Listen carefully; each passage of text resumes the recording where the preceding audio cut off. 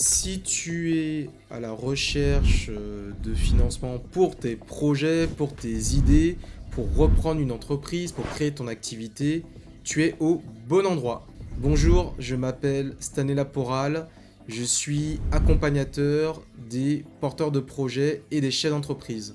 Bienvenue. Si tu me rejoins maintenant ou si tu m'as vu sur une précédente vidéo, la thématique avait été abordée sur la recherche de financement, notamment avec la Love Money. La Love Money, pour certains qui n'étaient pas là dans la précédente vidéo, c'est l'argent de l'amour, l'argent qui est désigné pour les proches, la famille, les amis, le réseau personnel. Souvent, elle intervient quand c'est le démarrage d'un projet, d'une idée, quand vous pitchez aux personnes autour de vous, et elle permet de pouvoir lever les premiers fonds. Alors, je vais aussi, je pense, parler d'une erreur à éviter en pensant que la recherche de financement est toute simple quand c'est de la Love Money, c'est votre entourage. Il faut vous dire que souvent aussi, on me dit oui, mais la Love Money, c'est pour des personnes qui viennent créer leur entreprise. J'ai envie de vous dire non. Vous pouvez être déjà chef d'entreprise et avoir un besoin de financement et demander à vos proches qui peut-être ont déjà investi avec vous, que vous avez déjà remboursé, ou peut-être qui n'ont jamais investi avec vous, de la Love Money pour étendre, développer votre activité. Moi, je sais que voilà, il y avait un restaurateur, parce qu'on était la dernière fois sur un exemple d'un créateur qui voulait acheter ou reprendre un bar-restaurant. À la fois, il y en avait qui étaient venus me voir en Guadeloupe et d'autres qui étaient venus me voir sur Bordeaux. Et certains avaient déjà un restaurant et ils souhaitaient en fait développer leur activité en faisant une croissance externe, en rachetant encore un autre bar-restaurant. Et finalement, j'aurais dit, mais écoutez, tout le monde a, je dirais, ce préjugé ou ce présupposé que oui, mais la Love Money, c'est pour ceux qui veulent créer leur entreprise. Non, pas du tout. La Love Money, ça veut juste dire la monnaie de personnes, l'argent de personnes qui sont proches de vous. Ça peut se faire quand vous créez votre entreprise, mais aussi quand vous décidez, je dirais, de développer votre entreprise tout simplement. C'est-à-dire que vous voulez racheter une autre entreprise, vous voulez vous acheter du matériel, alors ce qui veut dire qu'à tout moment, vous pouvez utiliser cette Love Money. Maintenant, les objectifs peuvent être différents. Ça peut être pour du matériel, une étude de marché, une communication. Vous voyez, vous avez votre entreprise, vous voulez faire, vous n'avez pas de budget marketing parce que vous n'avez pas prévu ou le budget marketing est trop important. Vous pouvez passer par de la Love Money. Et souvent, la question qu'on se pose, c'est est-ce que des fois on a peur de parler à ses proches? Est-ce que je dois le faire? Ça va être compliqué. Et aujourd'hui, nous, on est là pour vous apporter des conseils, des solutions pour justement identifier les bons contributeurs. C'est-à-dire parmi la famille proche, parents, conjoints, concubins, les oncles et tantes, les cousins et cousines, les amis, les anciens collègues, vos connaissances, les membres de réseaux qui sont proches de vous, dans des groupes WhatsApp, Facebook ou autres, LinkedIn.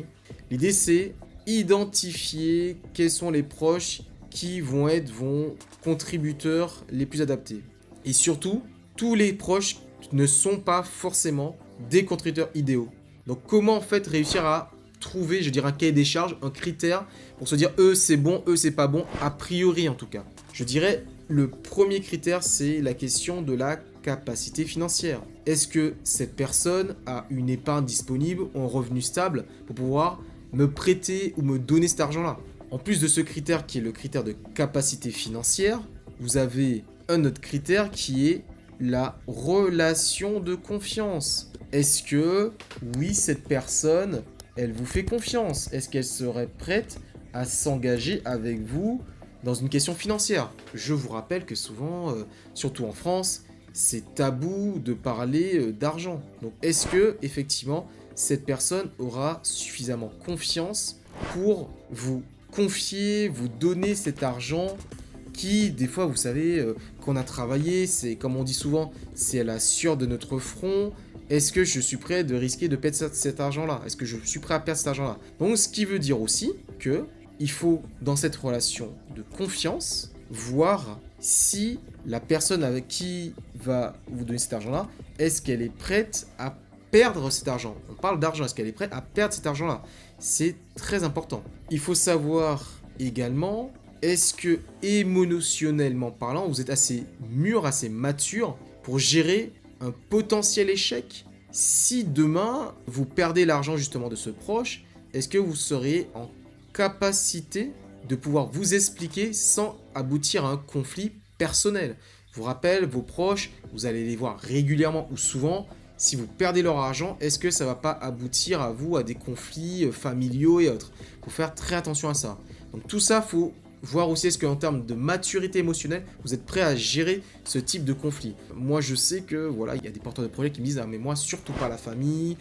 J'ai encore un de mes associés qui m'a dit récemment, on cherchait justement à lever des fonds avec de la love money. Il m'a dit ah non mais moi, ma famille a de l'argent. Mais je souhaite surtout pas leur demander d'argent. Parce que demain, si ça se casse la gueule, pour être trivial avec vous, hein, si ça se casse la gueule, moi je sais que tous les jours, aux réunions de famille, ou quand je verrai mes autres cousins-cousines, ils vont dire oui, bah moi Jacques, moi Léon, moi Alexandre, moi Théo, moi William, moi Raphaël, tu as perdu mon argent. Et donc du coup, ça peut être difficile, ça peut être vraiment un poids hein, de perdre cet argent-là de la famille, et que surtout, on vous nomme responsable. Alors j'ai envie de vous dire, responsable à tort ou à raison. Vous avez pu avoir, je dirais, un magnifique projet et demain, bah, vous perdez de l'argent parce que c'est une question de conjoncture. Imaginez-vous, vous aviez un magnifique projet, boum, Covid numéro 2. Vous perdez tous vos clients, il n'y a plus possibilité, on retourne, je dirais, en confinement, vous perdez tout. Ça ne sera pas de votre faute, ce ne sera pas de votre fait. Néanmoins, vous aurez perdu l'argent de vos proches. Donc la question n'est même pas une question de comment ça s'est passé, mais à la fin, le résultat sera la même. Vous aurez perdu leur argent, et certains pourront peut-être pas l'accepter, que ce soit de votre côté, ou même des côtés de ceux qui vont vous donner auprès de cet argent-là. En tout cas, si c'est un don, au moins, la chose qui est sûre, c'est que ils prévoient qu'ils vont se délester de cet argent-là, donc il n'y a pas de problème. Par contre, si c'est un prêt, ou si ils rentrent en tant qu'associé, il faut se dire, là, est-ce que moi, intimement, je suis en capacité de gérer le relationnel avec des proches, notamment de la famille, si je perds leur argent. Aujourd'hui, il y a quand même beaucoup d'entrepreneurs ou de porteurs de projets qui me disent je refuse de mélanger mes proches à mon business parce que c'est peut-être le dernier rempart s'il y a un problème qui pourra encore être mon havre de paix. Ils me disent ouais mais demain si je demande à des investisseurs, au pire voilà, ils seront pas dans ma maison, ils me casseront pas les pieds, donc je préfère éviter. Donc vraiment ça c'est, je dirais, une question personnelle, c'est en fonction de chacun et en fonction de la relation qu'il a avec chacun. J'ai envie de vous dire, un membre de votre famille très proche, un cousin, une cousine, une tante ou un oncle, qui est habitué aux affaires, qui est dans le business, c'est pas la même chose que, j'ai envie de vous dire, Tata Martha, qui elle, en fait, elle est fonctionnaire, ou elle est salariée depuis X années, et donc du coup, elle ne sait pas c'est quoi la gestion de risque, et elle vous dit, oui, mais je te prête l'argent, mais quand tu pourras, tu sais, tu pourras me rembourser. Donc, il faut faire très attention à ça, parce que on dit souvent qu'il faut mettre un cadre clair pour savoir, est-ce que tu es sûr tu vas me donner cet argent-là, c'est-à-dire que si je le perds, tu me l'as donné. Par contre, si tu me l'as prêté, je peux te dire quand même qu'il y a des risques, peut-être que je vais te rembourser, peut-être que je vais pas te rembourser. Tu es sûr que c'est pas tes économies, que tu n'avais pas besoin de cet argent-là. Toujours demander déjà d'où provient l'argent, l'origine de l'argent. Est-ce que cette personne-là vous l'a donné parce que c'était dans sa, je dirais, son épargne? Est-ce que c'était une partie de son épargne de précaution? Renseignez-vous, écoutez, sachez d'où vient l'argent et sachez surtout est-ce que ceux qui vous donnent ou prêtent cet argent-là, surtout ceux qui vous prêtent, est-ce qu'ils sont prêts à aller jusqu'au bout de la démarche et donc à perdre cet argent-là. C'est très important. Aussi, il faut voir du coup au niveau de votre intérêt pour vous, entrepreneur, est-ce qu'effectivement, ces personnes qui sont autour de vous, ils sont plutôt curieux? Est-ce qu'ils le font vraiment pour vous aider ou est-ce qu'ils le font parce que du coup, eux, ils se disent, bon bah, oui, je vais l'aider, mais en même temps, ça peut m'intéresser. Il faut réussir à trouver, je vous dirais, le degré d'intérêt des personnes qui sont vos proches. Est-ce que réellement ils sont intéressés en vous disant bah écoute c'est parce que c'est toi, bon bah peu importe le projet que tu fais, je vais te financer, je vais t'aider. Ou et est-ce qu'ils se disent ah bah écoute moi ton projet d'achat de bar-restaurant ça m'intéresse parce que je sais que ce secteur-là, il y a des belles opportunités, mais souvent, il y a des questions d'implantation, de localisation, peut-être que c'est des mauvaises gestions, il y a certains qui font trop de blagues, et du coup, quand on voit le chiffre d'affaires, on pense que c'est pas rentable, mais en fait, en réalité, c'est parce qu'ils prennent beaucoup d'argent non déclaré, donc voilà, certains vont même peut-être vous dire, peut-être que moi, ils vont donner des histoires. Moi, je sais que celui qui avait voulu racheter un bar-restaurant, il y a son cousin qui lui a dit, écoute, tu sais quoi, moi, ça fait des années que ça m'intéressait de prendre un bar-restaurant, franchement, je suis intéressé, j'aimerais bien m'associer avec toi. Alors peut-être que j'ai pas forcément le temps, mais le projet d'acheter un bar-restaurant, c'est un projet que j'avais depuis des années. Allez, je mets 5 000 € sur la table, je suis prêt à y aller avec toi, ça m'intéresse ton projet. Vous allez faire aussi, je vous dirais, des belles découvertes. certaines fois et des expériences de certains qui vous ont dit, peut-être qu'ils vous ont jamais parlé. Certains, je sais que moi, par exemple, pour le bar-restaurant, il y a un qui avait dit, bah écoute, moi, j'en ai pas trop parlé, mais il y a 20 ans de ça, j'avais eu un projet et j'ai racheté un bar-restaurant. Je l'ai eu pendant 5-10 ans. Après, j'avais besoin d'argent pour faire un nouveau projet et déménager. J'ai vendu le bar. Des fois, vous allez remarquer que en discutant, en échangeant avec des proches, vous allez apprendre tellement de choses sur eux, sur ce qu'ils ont fait. Certains ils vont dire, bah, moi j'ai eu des projets d'entrepreneurs. D'autres vous diront pourquoi ils l'ont fait, pourquoi ils l'ont pas fait. Et donc en fonction de tout ça, vous allez voir que certains, ils vont peut-être vous donner ou prêter cet argent-là. En tout cas, ils vont vous aider à lever des fonds. Soit parce que c'est pour vous, c'est-à-dire quel que soit le projet, il n'y a pas d'intérêt, c'est pour vous, ils vont vous aider et vous mettre un montant sur la table, hein, 2000, 3000, 500, 1000, 10 000, 50 000, quel que soit le montant qui sont en capacité financière de pouvoir vous transmettre. Certains, ils vont, par rapport au projet, ils vont se projeter avec vous, ils vont des fois vous dire, écoute, moi j'ai un copain, par moi j'ai peut-être pas d'argent, mais j'ai un copain qui serait intéressé, ils vont rebondir et agrandir en fait votre cercle. Au niveau de la Love Money, j'ai un ami, lui il est intéressé, il pourrait te financer, c'est un pote à moi. Donc en fait, il y a le premier cercle de proches, mais après il y a des cercles qui s'agrandissent en fait, c'est des cercles et des vases communicants. Donc ça c'est très important. Et donc, quand vous allez identifier notamment au niveau de vos proches, on a un peu des exemples types de bons contributeurs. Les parents et les grands-parents, ils ont l'habitude par exemple d'aider ou d'investir. Un ancien collègue ou un manager qui peut vous respecter professionnellement parlant, qui vous fait confiance pour investir. Comme je disais tout à l'heure, un oncle ou une tante qui a été commerçant ou entrepreneur. Ou on a un ami proche qui, dès le début, dit « Écoute, moi je crois en toi, je mets un billet ». Donc finalement, si j'ai envie de vous dire une chose, n'excluez pas les gens par peur, comme on dit, de mélanger l'argent, les relations, en proposant des choses. En tout cas, vous allez faire des propositions, vous allez échanger sur votre idée, votre projet. N'imposez jamais.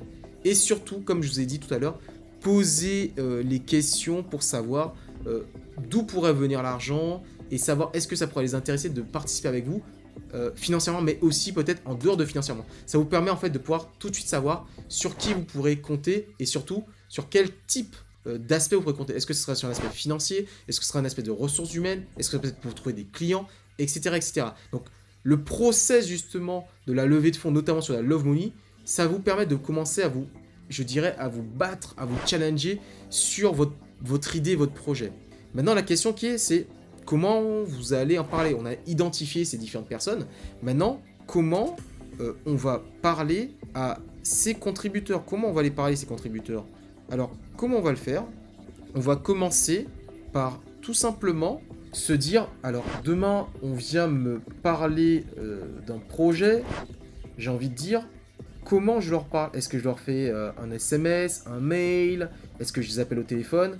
J'ai envie de vous dire que déjà, il faut savoir qu'est-ce que vous allez vous dire avant de savoir est-ce que je dois faire un SMS, un WhatsApp, un mail, où je vais échanger avec eux, dans quel cadre? Est-ce que ça sera à la maison, chez eux, dans un bar, dans un restaurant, etc.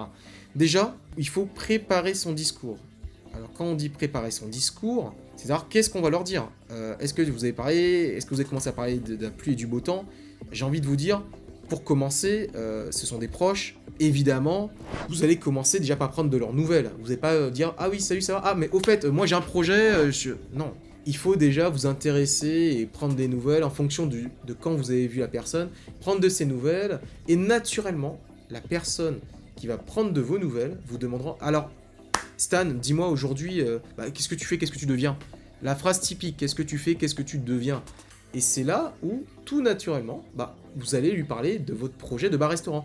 Comme avaient fait ceux avec qui j'ai accompagné, j'aurais dit, écoutez, faites-moi une liste de noms de ceux qui ont pourrait aider sur la Love Money. On se target un objectif. L'objectif était de 50 000 euros. Donc on s'était mis une target. Donc Love Money, 50 000 euros. Donc j'aurais dit, écoutez, allez, on écrit target Love Money, 50 000 euros. Et là, vous me listez tous les proches que vous avez. Et après, vous allez échanger petit à petit avec chaque personne de votre liste. Et ça va vous permettre d'avoir un discours plus fluide, d'avoir des premières questions, de pouvoir tout de suite rebondir avec les questions. Et ça va vous faire de l'expérience. Parce que sans expérience, c'est comme moi, vous voyez, je vous fais une vidéo. J'ai fait une première vidéo, j'ai fait une deuxième vidéo. Tout le monde commence quelque part. Maintenant, c'est à vous de vous lancer et de commencer quelque part tout simplement. Donc lancez-vous, mais par contre, soyez un minimum préparé afin de pouvoir commencer à pouvoir vous améliorer. Donc, comme je vous disais, target love money 50 000, on a fait la liste de tous les différents proches pour cette love money, et là, on avait commencé à attaquer avec les parents. Alors, des fois, les parents, c'est un petit peu compliqué. En termes de première target, on s'était dit, les parents, on commence par qui? Papa, maman, les grands-parents, etc., etc. Donc, on a commencé par les parents. Lui, il est allé voir son père. Alors, son père, c'était bien. Il était, en fait, pour le cas de Bordeaux, son père, c'était, plutôt son beau-père, pour être précis, c'était un artiste plutôt connu. Et donc, on sait déjà que, premièrement, en termes de capacité financière, il avait l'argent. C'était à Bordeaux, il avait l'argent. En Guadeloupe, on avait à peu près la même situation. Les parents, les beaux-parents, c'était des personnes qui avaient un petit peu d'argent de côté et qui pouvaient justement investir allègrement. Donc déjà, la question du sujet, est-ce qu'ils pouvaient investir? On le savait déjà. Capacité financière, c'est ok, ils ont l'argent. Super. Maintenant, relation de confiance, personnellement, oui. Maintenant, est-ce que professionnellement parlant, est-ce qu'il lui faisait suffisamment confiance? Ça a été validé, oui aussi. Maturité et tout le reste, c'était validé. Donc là, il était... Ça va. On avait déjà coché un petit peu les choses, on a préparé. Maintenant, je lui ai dit, mais ok, tu vas parler à tes parents, à tes beaux-parents, qu'est-ce que tu vas leur dire? Tout simplement, c'est tes parents, c'est tes beaux-parents, donc ils vont te demander comment ça va, Loïc, comment ça va, Boris, ok. Et c'est là que tu vas leur dire, écoutez, aujourd'hui, je suis en train de vouloir monter un projet professionnel, est-ce que vous auriez quelques minutes de disponibilité pour qu'on puisse échanger dessus? Donc ils vont vous dire oui, et à ce moment-là, surtout, si vous dites ils sont pressés, non. Prenez le temps pour être dans de bonnes conditions avec eux, pour échanger, parce que là, c'est un projet professionnel. Il vous faut un beau cadre, et surtout, il vous faut de l'attention. Il faut que vos proches vous écoutent. Donc, à ce moment-là, je vous demande d'avoir 10 ou 15 minutes de qualité, c'est important, pour justement échanger avec eux. Donc, moi, je vous conseille de proposer, de demander une disponibilité avec vos parents, ou vos grands-parents, ou vos beaux-parents, de, allez, déjà 10-15 minutes, déjà pour voilà, pitcher un petit peu votre projet avec eux, d'accord? Donc les parents, les beaux-parents, après je vous dirais, vous ferez la même chose avec peut-être vos grands-parents, voilà. L'idée c'est quoi? C'est de pouvoir leur pitcher votre projet. Comment on pitch un projet? Tout simplement, vous le faites pour l'instant sans document, d'accord? Vous n'avez pas de document, juste vous parlez avec vos parents, avec votre cœur et vous leur expliquez. Vous leur dites, par exemple pour le bar-restaurant, comme on avait fait, c'était de leur dire ce que tu fais, pourquoi tu le fais, ce que tu demandes, et ce qu'eux, ils ont gagné ou à risquer. Voilà. C'est plutôt simple, en fait, au niveau du discours. C'est des éléments clés. Ce que tu fais ou ce que tu vas faire, c'est aujourd'hui, dans l'exemple du bar-restaurant, je souhaite ouvrir un bar-restaurant sur Pointe-à-Pitre en Guadeloupe. Très bien, c'est clair principe. Pourquoi tu le fais? Ça fait déjà un moment que j'ai de l'expérience dans le domaine, je suis barmaid, donc je souhaiterais maintenant devenir mon propre patron. Ce que tu demandes, aujourd'hui, je souhaite votre soutien, déjà moral, parce que vous êtes mes proches, vous êtes mes parents, mais également financier. J'ai un besoin de 50 000 euros. Combien vous auriez déjà de disponible pour m'accompagner? Combien vous serez prêt à miser sur moi et sur mon projet? Et là, ils vont vous dire, peut-être, réponse classique. Bah écoute, ça dépend de ton projet, de restaurant, est-ce que tu as des documents, ou est-ce que... Ça dépend des parents, certains vont être très terre à terre, et ils vont être plutôt analytiques, oui ça dépend du projet, est-ce que tu as des chiffres, tu sais c'est de l'argent, on peut pas investir n'importe comment, c'est normal, même si ce sont vos parents, vous leur demandez quand même de mettre un billet sur vous en fait, mais surtout sur votre projet, si vous me comprenez. Donc certains seront très analytiques, d'autres seront très émotionnels. Ah bah oui mon fils, écoute, évidemment, alors peut-être que je vais pas te donner beaucoup, parce que c'est un projet à grand risque, mais voilà, j'ai 100 000 euros de côté, je suis prêt à risquer 5 000 euros avec toi, par exemple. Donc 5 000 euros sur 50 000, ça te fait, on voit tout de suite, on fait le calcul, ça fait 10%. Donc tu as déjà atteint 10% de ton objectif. Donc pour le cas, notamment de notre cas sur Pointe-à-Pitre, lui, il a pu avoir 10 000 euros, celui de Bordeaux, il a pu avoir 30 000. Voilà. Ils ont dit oui, ils ont demandé ce qu'ils ont à gagner, ce qu'ils ont à risquer. Moi, j'aurais expliqué que, en termes de gains, si c'est juste du don ou du prêt, ça change. Si c'est du don, ils l'ont donné, c'est bon, il n'y a plus rien à attendre en contrepartie. Si c'est un prêt, s'il y a de l'argent qui est gagné, ils vont être remboursés plus des intérêts. Si c'est pour devenir associé, c'est encore autre chose, quoi. C'est comme tout le monde, ils sont logés à la même enseigne. C'est soit la société gagne de l'argent, potentiellement ils pourront avoir des dividendes, soit ils gagnent pas d'argent, donc ils n'en gagnent pas, tout simplement. Donc, ce qui s'est passé, c'est que dans un cas, les parents ont dit pas de problème, écoute, on compte sur toi, on te fait confiance, on te donne 5 000 euros. C'était un don. Ils n'ont pas vu de document, ils n'ont rien vu. C'est je crois en toi, je crois en ton projet, je te fais confiance, allez, tiens, 5 000 euros, pas besoin de documents. Voilà. L'autre porteur de projet qui était sur Bordeaux, vu que son beau-père notamment, c'était plutôt un people, il a dit oui, mais tu sais, on m'a déjà... Oui, il y a aussi une question d'expérience de vécu. On m'a déjà entraîné dans tellement de galères, dans des projets, tout ça, j'ai peur de perdre mon argent. Donc, vous voyez, profil, il a de l'argent, mais il retourne de mauvaises expériences, du coup, il a besoin d'être rassuré. Donc comment ça s'est passé pour le rassurer? À ce moment-là, souvent quand il faut rassurer des personnes et montrer le sérieux, on passe sur la partie où il faut montrer des documents. Et là, qu'est-ce qu'on a fait? On lui a fait le pitch, ou rapidement, qu'est-ce qu'on lui a dit? On lui a donné le nom du projet. Le projet s'appelait Bar 3D Gironde, voilà. Et du coup, on lui a montré, forcément, il connaissait porteur de projet, c'était celui qui était son gendre, donc forcément, qui était un peu comme son fils. De l'autre côté, on lui a expliqué les motivations, les valeurs qu'il avait, les problèmes qui étaient identifiés. Alors le problème qui était identifié notamment, c'était le fait que, oui, il y avait plusieurs bars dans la localisation, que ce soit sur Bordeaux ou comme en Guadeloupe, parce qu'après, on a fait tous les documents, parce que ça, il fallait expliquer. Et on a expliqué que la plupart des bars-restaurants de Bordeaux n'avaient pas forcément certains types d'alcool plutôt jeunes, et donc il y avait une cible, en fait, il y avait un segment de marché au niveau de la clientèle, avec certains bars, avec certains vins notamment spécifiques, et certaines bières spécifiques, qui permettaient de drainer une population, parce que la ville de Bordeaux, c'est une ville qui est très étudiante, et du coup, il y avait des étudiants qui, évidemment majeurs, plus de 18 ans, qui font des études sur Bordeaux, Bordeaux 3, Bordeaux 4, etc., qui avaient une demande, sauf que il n'y avait qu'un seul bar qui faisait ce type de spiritueux, et donc, en mettant un concurrent en face, on sait qu'il y avait déjà une clientèle pour, et aussi en travaillant pour faire beaucoup de communication dessus. Donc, on a réussi avec justement le pitch deck, puis on a montré les chiffres, hein, donc par rapport à l'investissement, et je crois que de mémoire c'était à peu près 300 000 qu'il y avait besoin. On a montré justement comment on allait monter le financement à travers le business plan, 50 000 de Love Money et 250 000 notamment avec de la banque, voilà, qui était prêt effectivement à suivre si, et seulement si, il y avait un apport de 50 000 et également une personne, je dirais, de qualité en termes de caution. Alors pour le coup, sa mère a voulu se porter caution pour lui au niveau de Bordeaux et c'est comme ça qu'il a pu obtenir le financement. Mais déjà, ça partait de... Il fallait trouver la Love Money et donc les 50 000 euros. Il a été suivi, on a montré justement à ses parents le pitch deck, le business plan, aussi un petit peu une étude de marché rapidement pour qu'ils puissent avoir ses premières idées dessus. Et ça a permis de matcher au niveau de ce tour de table. Voilà, donc c'est ce que je vous disais. Au niveau des parents, voici un exemple qui a pu arriver. Maintenant, au niveau des fois des grands-parents. Alors souvent, les grands-parents, ça passe ou ça casse. Les grands-parents, quand vous échangez avec eux, parce que souvent, il y a une relation un peu privilégiée avec les grands-parents. Les grands-parents, souvent, s'ils ont, ils vous donnent. Voilà. Pour eux, c'est un petit peu comme si c'était un cadeau en avance.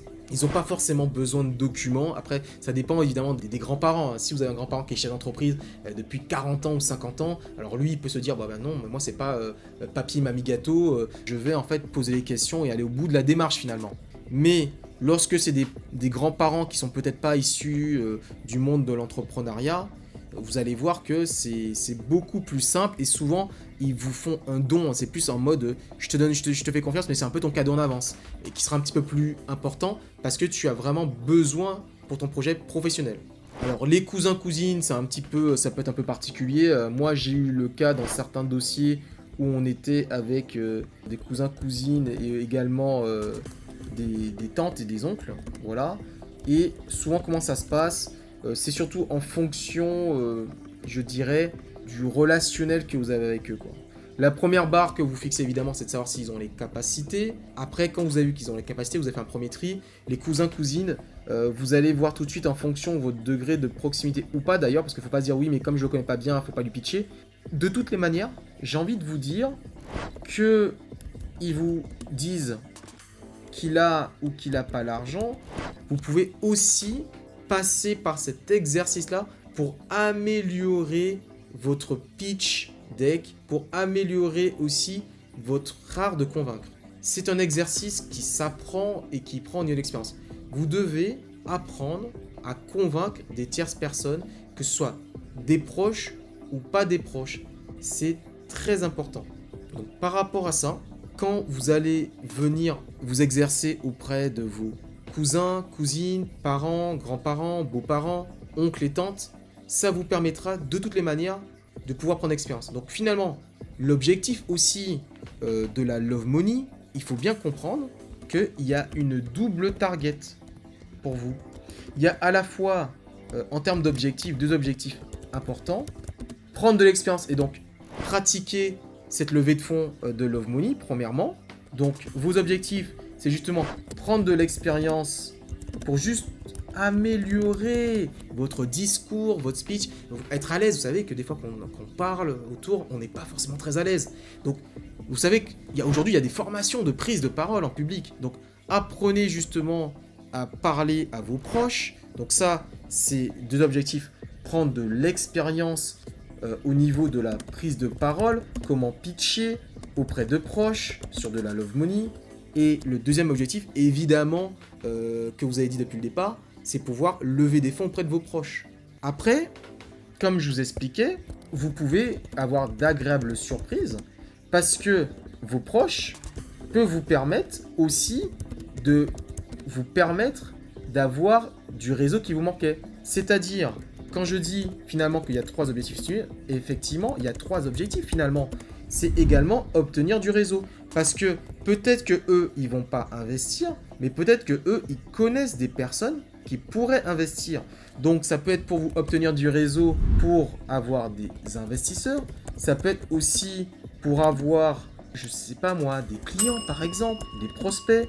Avoir également des personnes qui ont certaines compétences. Ils peuvent vous dire, ah tu sais, moi j'ai un ami, il est expert comptable, j'ai un ami, il est avocat, etc. etc. Donc ça va vous permettre d'avoir également votre premier réseau pour justement réussir dans le domaine que vous souhaitez être financé. Donc vous voyez, déjà, la Love Money, rien qu'avec vos proches, vous permet d'avancer. On est arrivé au bout de la vidéo. Si vous avez besoin de d'autres thématiques, commentez. Sur une prochaine vidéo, on va continuer sur la thématique de la recherche du financement au niveau de la Love Money et on verra les autres aspects, c'est-à-dire les collègues, les membres de réseaux sociaux qui sont avec vous. Donc on fera tout ça ensemble. C'était Stanley, celui qui vous accompagne à trouver des solutions pour trouver des financements et vous permettre de réaliser vos projets. Passez une bonne journée ou bonne soirée. Au revoir.